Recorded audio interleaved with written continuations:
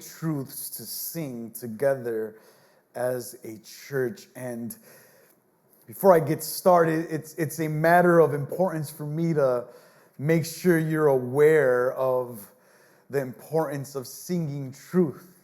These aren't songs that are catered to our taste or songs that we hear on the radio. You probably won't hear a lot of the songs that we sing on K-Love or whatever Christian radio you listen to. Those are more emotional and make you want to dance and have a good day, like Forrest Frank. These are realities, truthful realities that anyone that is a son and daughter of God can sing and remember that, like Paul's words, nothing can ever take me away from the hands of our God. And so that's something that you need to know. Every time you sing together as a church, it's not to waste time. It's to sing truth and let our souls be lifted high by God's word so that we know what we're worshiping and know who sustains us every day of our lives. With that said, please open your Bibles to 1 Corinthians chapter 13. And I pray that I finish this section today in that one word that we've been discussing here, the negative verb of being irritable, prone to anger. And I'm hoping I finish this today so that I don't cause you to be angry to continue listening to this after the third time. But it's an important element, as we've discussed, because this is what the church in Corinth has been living and acting upon, which has caused so much hurt, so much pain, so much division within its context. So if you go back to chapter 13 again, verse 14 begins with wonderful truths of love that Paul wishes and prays for the church in Corinth. Love is patient and kind. Love does not envy or boast. It is not arrogant or rude. It does not insist on its own way. It is not, that's the word right there, it is not irritable. And we'll stop right there. I think you've probably memorized this chapter already by being in it for so long. And we get to that word again, irritable. This prone to anger and to lashing out. This propensity to hate and be violent and to destroy and be destructive with words. In this modern day, we have the psychiatric Bible that is called the Diagnostic and Statistical Manual of Mental Disorders. It's a humongous book, like about this thick, with all the mental disorders that are put there and that are diagnosed by psychologists and psychiatrists. And here in this manual, you'll find a reference to IED, which stands for intermittent explosive disorder, or a propensity to sudden episodes of catastrophic hot anger and outbursts. This is the type of anger that is explosive and goes beyond reason. It's not logical. Defies all sense of logic, and for that reason becomes very harmful and can get to violent extremes. It's dangerous because when it burns out of control, it hurts those you most love and are most close to you. If you get closer to the fire where it's blue, in that blue hue, that's the hottest a fire can get. The closer you get to that part, the more severe the damage. And so anger is something real and something the church in Corinth has gotten away with and worshiped freely by not putting it under control.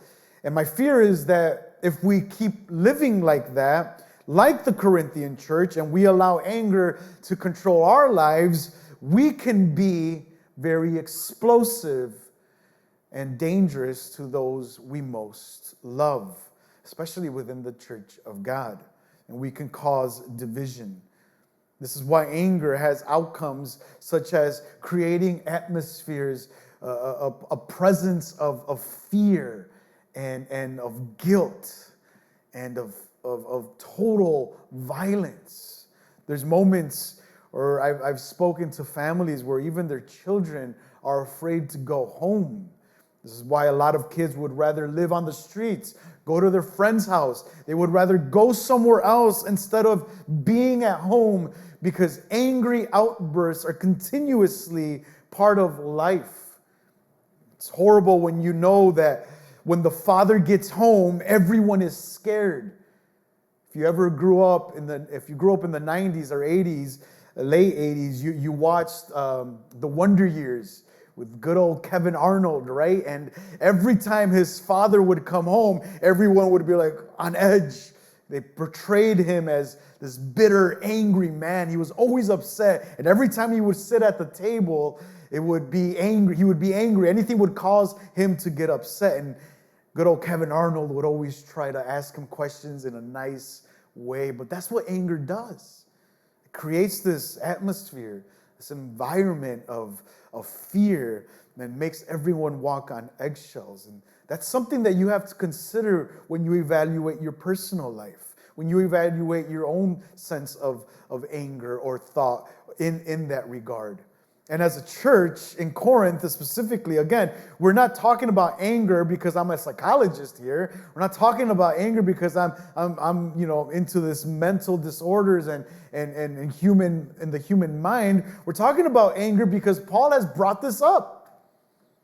And you got to ask yourself, why would Paul bring this up in the context of a church? Well, it's obvious. This is what has been the bitter root cause of divisions ever since chapter 1. And if you remember all the way back in chapter 1, when we began to study the book of Corinthians, I told you there was about 4 letters Paul writes to the Corinthian church. 2 of them we have, and 2 others Paul mentions or references, but we don't have. So this divisive nature of the church has been very problematic. As we read in 2 Corinthians, we read that Paul said, I hope when I come back, you're still not acting this way. And unfortunately, it was the case. So it's caused a huge uproar in the Corinthian church at the point where Paul receives the information secondhand by letters, by the people of Chloe that have gotten to Paul's ears, and has hurt his heart to see that the Corinthian church that is built on the grace and gifts of God, the love of God that has been given to the church, they're not reciprocating that. They're not giving that love back. And so anger for them has become an affection which has moved them to retaliation. This is what we do when we're angry. Anger it makes us react or respond to perceived insults or injustice as we see it. Why did he do that to me? Why did they act that way towards me? Why did he say those things to me? Why is he doing that? We've gotten to this point after talking about this for 2 weeks already. We've gotten to the point where we understand now what the difference is between righteous anger, which is being angry for when people or when things offend our God, and we're so distant from that, and what we're most close to, unrighteous anger, lashing out based off perceived insults.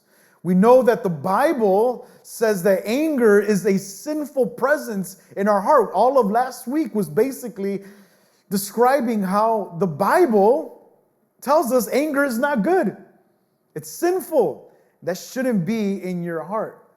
And we also know why, as we've been reiterating throughout these 2 weeks, why Paul has called this out in the Corinthian church. They have the propensity towards anger, and therefore Paul concludes that they have no love. There's no love there. There's no love with these believers. And so all of this has demonstrated to us what we should do, how we should eradicate this from ourselves, and if it exists within our church, we should remove this as well. But all of this has shown us a process. There's a process to anger. There's a process that if it isn't stopped at the very beginning, it will turn into that blue part of the fire, the most dangerous. Everything has a process. And when we look at anger, we have three that come to mind. First of all, there's a perception. When you're angry or when you become angry, it's because primarily it begins with a perception.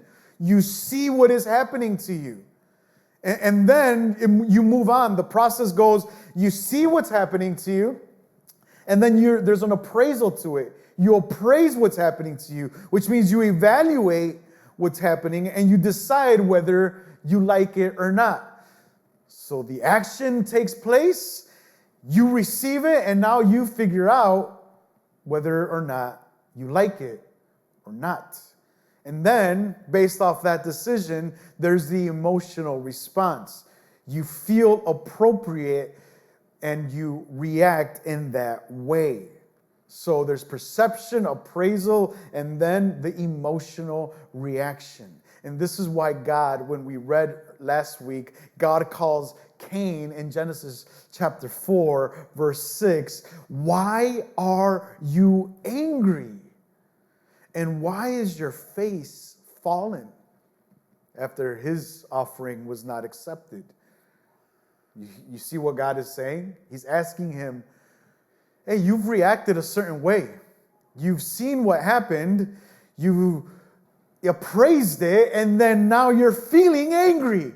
And God asked Cain, why are you angry? Remember when he asked that to Jonah as well? He says, do you do well to be angry? And then he repeats it again. Is it okay for you to be upset? Is it right for you to be mad? Can you imagine God asking you that question when you're angry? Wouldn't that make you more angry? You get angry when people ask you, hey bro, why you mad? The famous montage that we have nowadays, right? You mad, bro? You mad? You good, bro? You good?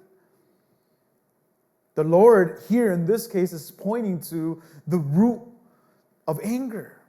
What's the reason? What's causing this?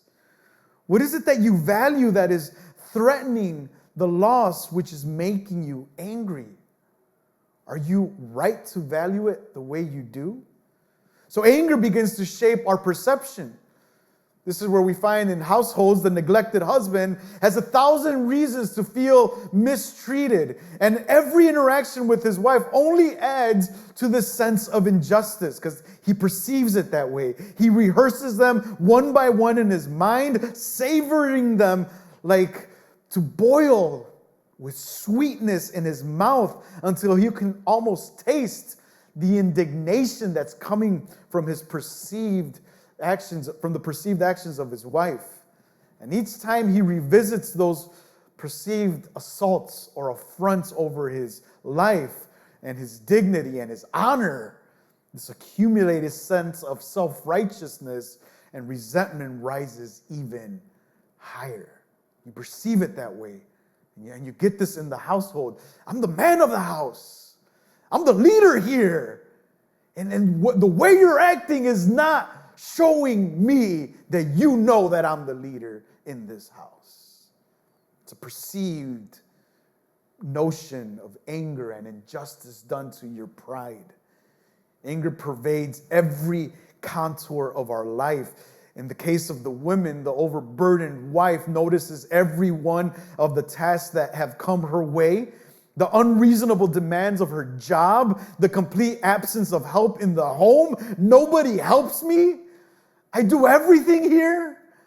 I take out the garbage. I clean the kitchen. I do everything. I go to work. I come back and everything's a mess. And this pervasive lack of appreciation. No one appreciates me in this home. Bit by bit comes to shape everything about her mind. Fiery gaze, tense shoulders, clenched jaw. Every word that passes her lips carries the accent of anger that's emerging from her heart. This is a home where things are tense because of what we feel or the perception we have of our indignation, of what's happening to us. So the man will reply, no one respects me here. The woman will reply, no one helps me here. I do everything for you. No one appreciates me. And it's a perception based off your pride. And we're going to get to that even further here. So with all of that begins to boil up, what ends up happening, our anger begins to bring along its best friends. Anger never travels alone. Carries with it depression, jealousy, anxiety, humiliation, fear. And sometimes because these best friends are so loud alongside of anger, it travels unnoticed. And with no one attending to it, anger quietly continues its corrosive work in our lives, eroding hope and destroying any type of relationship that comes our way, especially our spiritual one with God. And so finally, even Christ himself becomes the source of irritation towards us. Ever hear people say, forget the church, forget God, I hate God, don't talk to me about Jesus, I hate that. Why? Because even the best goodness, even the perfect love that comes from the perfect man of Jesus Christ cannot satisfy our indignant pride of ourselves. This is the most dangerous place to be when we're that angry that it takes control of our lives, getting us to even hate God. Why? Because we keep thinking about ourselves. Jesus, if you just simply go back to Matthew, we read a little bit last week, but go back to Matthew. And let's see what Jesus, again, what he thinks about this, because if Jesus is the marker of perfection here, let's look at how he views this. And again, back at the very beginning of his famous sermon in chapter 5, go to verse 21 again. You have heard that it was said to those of old, you shall not murder, and whoever murders will be liable to judgment. He's talking about the law. He's talking about what it's been said throughout the law. Verse 22, but I say to you that everyone who is angry with his brother will be liable to judgment. Whoever insults his brother will be liable to the council, and whoever says, you fool, will be liable to the hell of fire. So you get this sense of urgency in the words of Jesus, talking about Old Testament law and demand about murder, making you liable to God's judgment, but Jesus ups the ante a little bit here. Jesus begins to speak about being angry with your brother, being angry with the people that surround you. By calling them names, by lashing out at them, you are also liable to God's judgment. You see the picture that Jesus is painting here? In the Old Testament, you're like, oh yeah, that's obvious. You kill somebody, God's going to bring judgment upon you. And in the New Testament, Jesus is like, hey, that's not where it stops. Anger is violence against your brother and sister in Christ. And therefore, if you're angry against them, if you say things about them, and we're all good at that, right? When we're angry, that person's a fool. That person's an idiot. That person's a no good, and we just let it out. And even in that, Jesus says, you are liable to judgment. So anger, friends, isn't this just emotional thing that we could pop a pill and relax and take a chill pill on that. It isn't something that we could just undermine and be like, that's all right, just avoid them when they're angry. You know, just avoid me when I'm upset. Just don't talk to me, don't look at me, and you'll be good. No, you can't do that. It brings you to the judgment of fiery hell, as Jesus was explaining. It's not right for you to be that way. And for that reason, Jesus brings this cause and makes us take a deeper sense of evaluation within our own selves, and especially within the church. If the Corinthian church would have understood these principles, maybe they wouldn't lash out the way they did. Maybe they wouldn't be as divisive as they were. Maybe they would be a little bit more united, even at the table of the Lord. Maybe their worship would have been valid if they would have demonstrated grace, patience, and love and kindness instead of hatred and anger and retaliation and remorse. Instead of being irritable with the poor people, instead of being irritable with those people that have the gifts that you want but you can't have, the Corinthian church should have learned to be patient and love and to demonstrate kindness. So let's get to the core root of this, so that we could then understand what we are to do. It's not just good to know that it's bad to be angry, right? It's also good to know what the Bible says or how we can overcome this. Basically, the internal causes of unrighteous anger are a plethora. There's legions of these reasons. And I'm only going to highlight several just to make sure you understand what this means. In unjust anger, we're not seeking the glory of God, okay? What are we seeking? We're going to begin to seek ourselves and our own glory and our own dignity. It's driven by a core sense of revenge. Even the most minute, insignificant insult brings forth a ravaging heart of revenge. You ever heard somebody say, "Don't try me. Don't try me"? The bite is hard. So what are these causes, internal causes? Well, the first cause that most of us can be familiar with, control. The treasure of control has a firm grip on our heart. And that whenever it is threatened, we lash out. Everybody wants to be in control. It's the child syndrome, right? This is mine. What happens when somebody comes over the house and your kid is 2 years old and somebody comes over to the house and they grab his toy that he hasn't played with in 2 years and they take it and the kid's like, "That's mine," and they grab it and they hit him. It's like, whoa, where did that come from? It's that sense of control. We love control. We love to be in control of our finances. We love to be in control of our families, of our wives, of our children, even of our jobs. We love that. It's what we treasure most because we feel, therefore, in the place of righteousness. We're our kings of our own domain. This is mine, and no one can tell me what to do. Control is the treasure we must, therefore, release. The childish behavior is seen in King Herod's life. Once the wise men asked where the king of the Jews was born in Matthew chapter 2, his authority over his kingdom was put at risk. Someone else is a king in my kingdom? Herod is the only king here.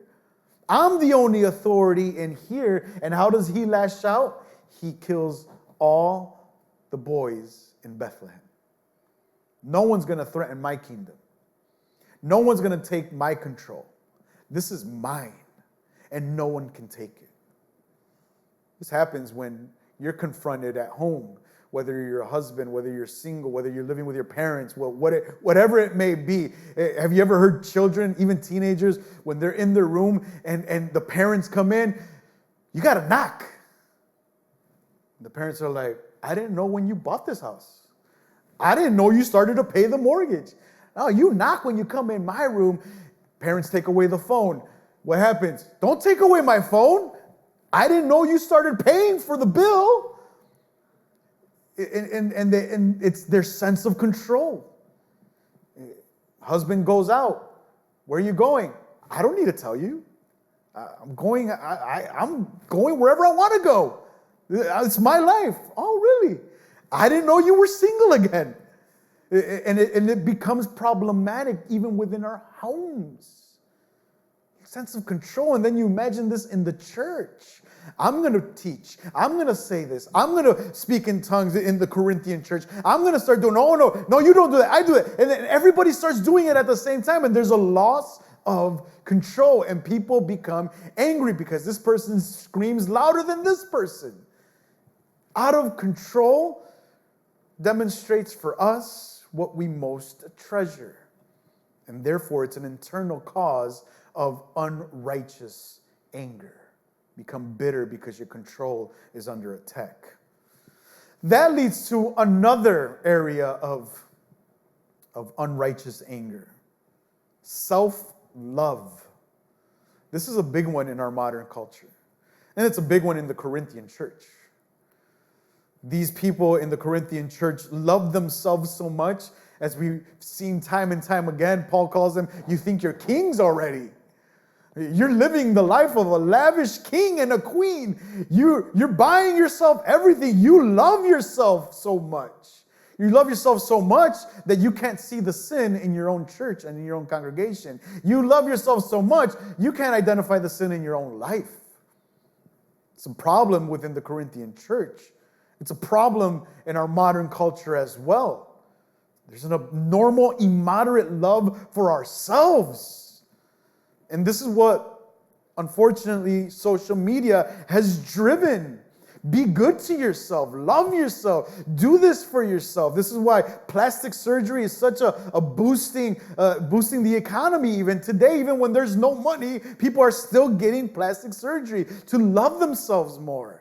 Oh, you got to love yourself. And if you don't like your nose, fix it. You don't like your lips, fix them. You don't like any other part of your body, fix it. Got to love yourself. Do well for yourself, for your body. It's abnormal to do that. We don't think of the effect that we have on others if we are only focused and concerned about our own comforts in life. We forget about loving our neighbor and we zoom in on loving ourselves. It wasn't as if Jesus said, love God, love yourself a lot, and love your neighbor. It was love God and love your neighbor. Those are the two greatest commandments. Jesus didn't mention, you got to love yourself too. Loving yourself is based off the forgiveness that Christ has given you to love. So you can love yourself in a moderate sense, but you can't abuse that love and turn it into isolation and you becoming the king and everyone having to serve you, because then your neighbor is pushed out. This is why when little problems come our way, we make mountains out of the famous adage, mountains out of molehills. We make something so big when it's really nothing. Like, why did you get mad at that? It was nothing. Why did you get mad when somebody cut you off in traffic? Why did you get mad when someone took your parking spot? Why did you get mad when someone said something about you on social media? Why did you get mad when you weren't invited? Why did you get mad when this? Why? Turn things into something bigger than they really are. It's an exaggerated issue because it's close to our heart that we love ourselves so much that any little assault over us makes us want to seek revenge because we dwell on it over and over. And the wrongs of our heart invent for us things that are not even true. Make us believe things that are happening that are not happening. It magnifies the offenses done to us. They are small but yet provoke great anger. This is why it boggles the mind, right? When someone, you see this on videos all the time where someone takes someone's parking spot and the other person gets out of the car and they knock off their mirror and they get into road rage for a parking spot. It's like, bro, like just walk a little. It's even better for you to walk. Get some steps in. Why? For something so, it's because we feel entitled. We love ourselves and we forget what Paul says in this same context. If you go back to 1 Corinthians chapter 13, what's the end of this little section here? I love this, how Paul ends this little section. At the tail end of the section that he's describing lack of love in the congregation, he says, love bears all things. And then he says, endures all things. What is he saying? Love suffers. A person that is not willing to suffer has no love. Husband that comes home late from work, doesn't want to help do anything in the house because he's tired. He's not willing to suffer. And that's causing his wife to become more indignant on herself, right? It's causing her to have damage for herself. It's causing more instability in the home. And the husband is reacting, well, don't you know that I worked 12 hours today? Don't you know that I beat myself up with it? And you still want me to do all of this? The wife doesn't know how to react. The husband doesn't know how to react. No one's willing to suffer. No one's willing to come in and say, man, I'm beat. I'm exhausted. I can't feel my feet. I can't feel my hands. I can't feel my back. But hey, I'll put those dishes in the dishwasher. That's the worst, right? I hate doing that. It's the worst. But you'll do it. You're willing to suffer. You're willing to put in effort, even if it makes you uncomfortable. Because if there is no love, there's no desire to suffer. Can you imagine Christ on the cross without love? You can't. He suffered even to the point of death. And what does Paul say? Death on a humiliating cross. Love suffers and endures. And it fights against every element of self-love. Because self-love makes one consider themselves the most important person in the room. When someone else is considered before them, they are unrighteously angry. Not only with those who consider someone else before them, but with the one chosen as well. They have to believe that they deserve all the love and respect.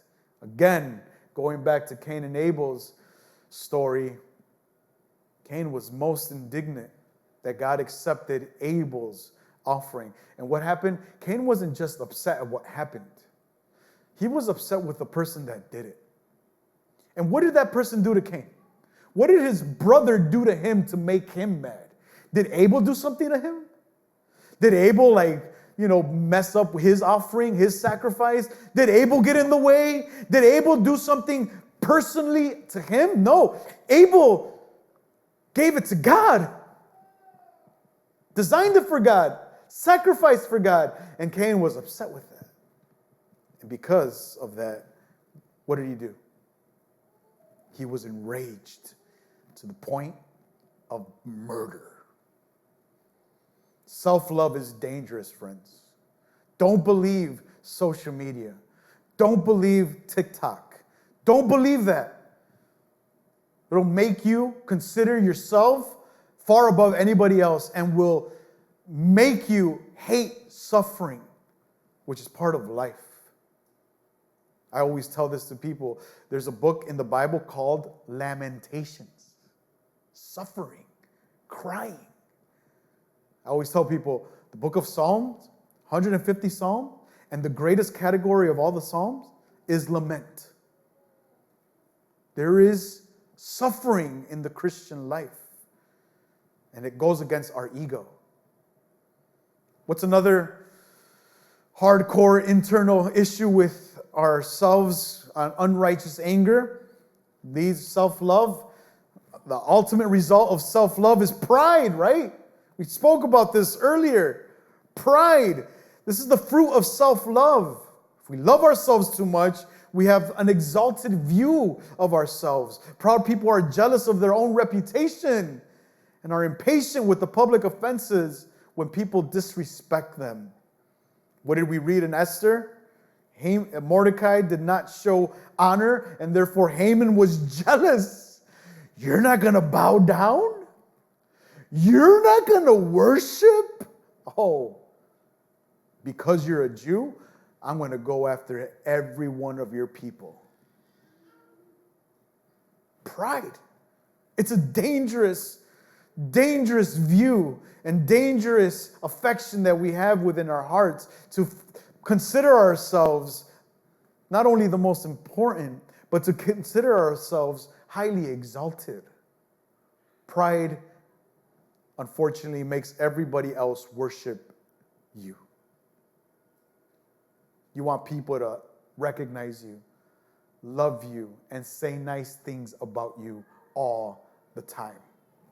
I remember that was a critical element way back in my day when I began to preach. Back in the day, way back in the day, and God was dealing in my heart. And it felt real good when some of the ladies in the congregation would come up to me, the older ladies, and, oh, pastorcito, pastor, the ones that always called me pastorcito when I was growing up. And they would come up after the service and be like, wow, that was so beautiful. You did an awesome, incredible job. And they would hug me and pinch my cheeks as if I was still 6 years old. And they would encourage me like that. And and I felt so good. And every time I preached back in the day, I would come down and be looking for somebody to say, good job, I love that sermon. And then after a while, it didn't happen. After a while, people would come up after the sermon, but not to say how great your sermon was, but to make fun of my Spanish. Because I would say things that were incorrect, or I would make it Spanglish, or I would, kind of what I do in English sometimes, I just make up words. And I would make them up in Spanish, and people would make fun of that all the time. And it was like, it got to my pride. It's like, why care what people say? Like, don't ever live your life just wanting the applause, the praise from people. Pride is dangerous. Pride will put you where Christ needs to be. If it's in your life, you must be aware. And you must bring that pride under control.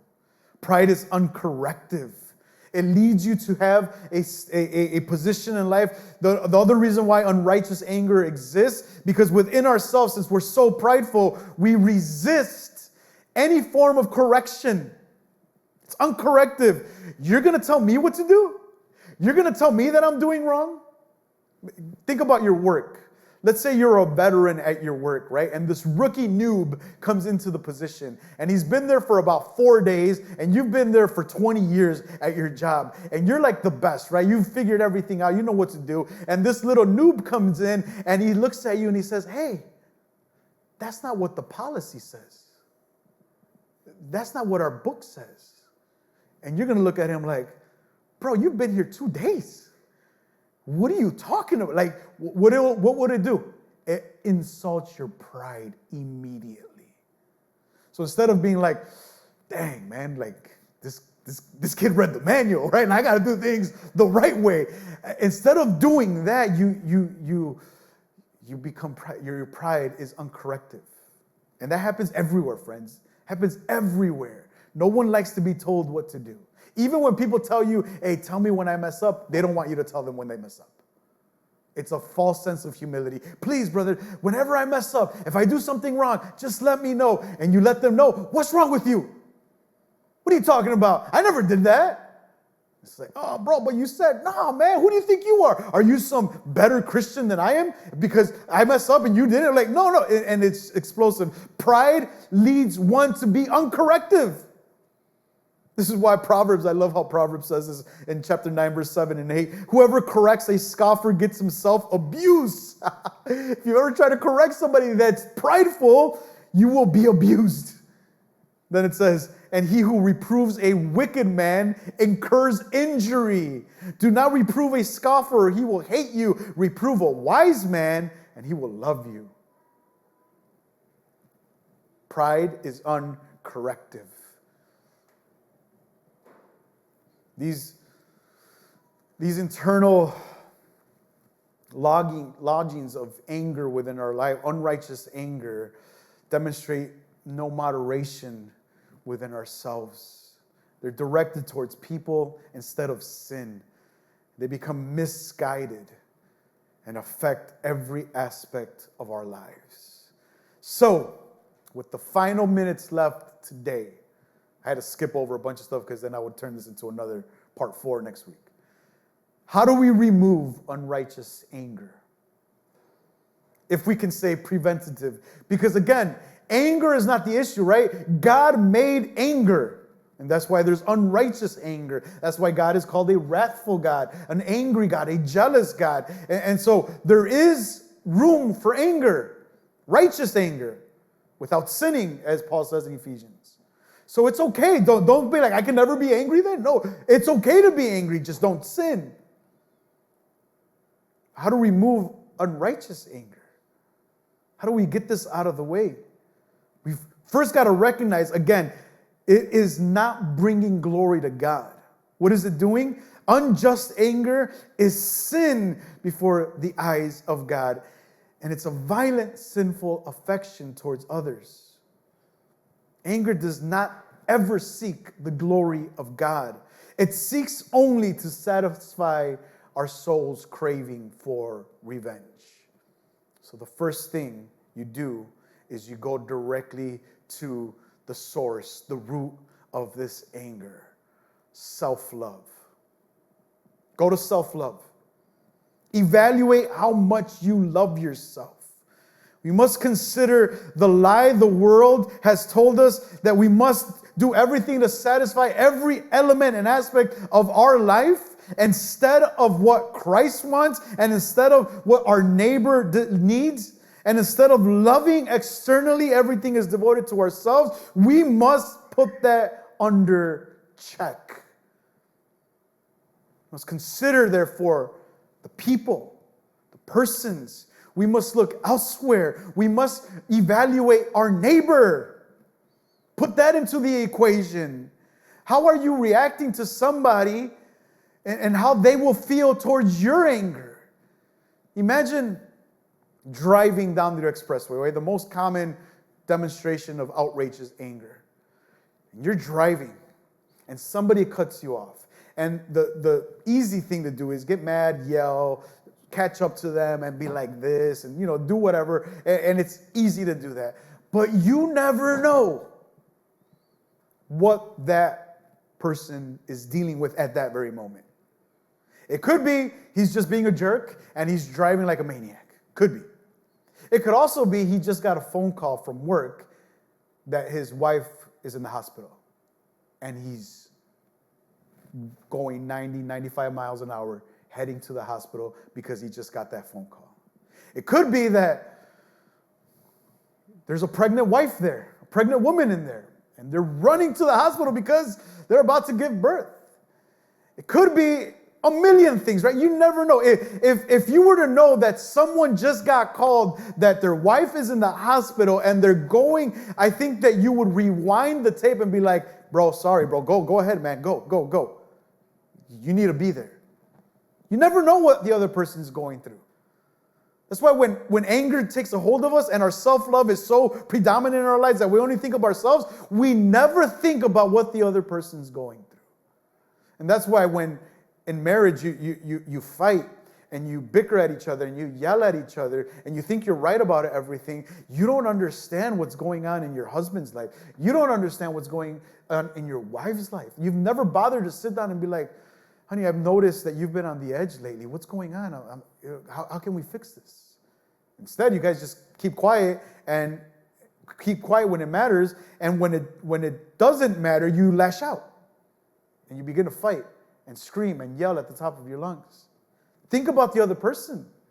Think about what they're going through. And eliminate this self-love and having to feel that everybody needs to worship you, which is why pride must be laid aside as well. Lay aside our arrogant opinion of ourselves and we'll be less prone to anger.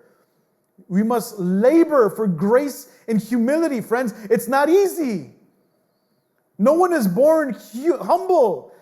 Everyone is born proud of themselves and with a prideful attitude and character. That must be crucified, and you must work for grace and humility. It is the most difficult thing to do.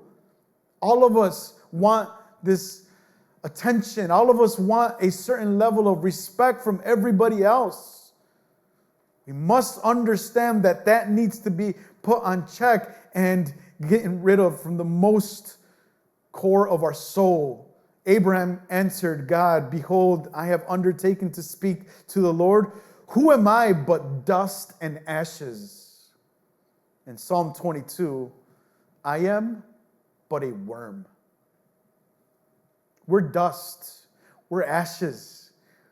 We're a worm. Why have an exalted view of ourselves? Give glory only to God, not to ourselves. Don't seek to control everything. Let God be God. Accept the things will not always be as you want them to be. That's life, friends. Why are you upset? Why are you mad at things you can't control? It's because, stop. Stop giving excuses. Let it go, man.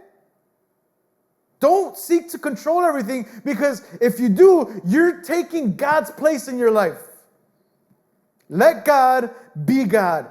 You are not God. You must accept that you live in the absence of absolute knowledge. You don't know everything. You can't be everywhere at once. Let God be God. Put your family in God's hands. Put your wife in God's hands. Put your husband in God's hands. Put your job in God's hands. Put your boss in God's hands. God, do your thing. And live humbly under the control of God, not your self-control. And at the end of the day, ask yourself, when you get angry and you begin to boil up and it begins to feel good, anger feels good, you're just like, oh, ask yourself that critical question that God asked his angry people. Is it good for you to be angry? Why are you angry?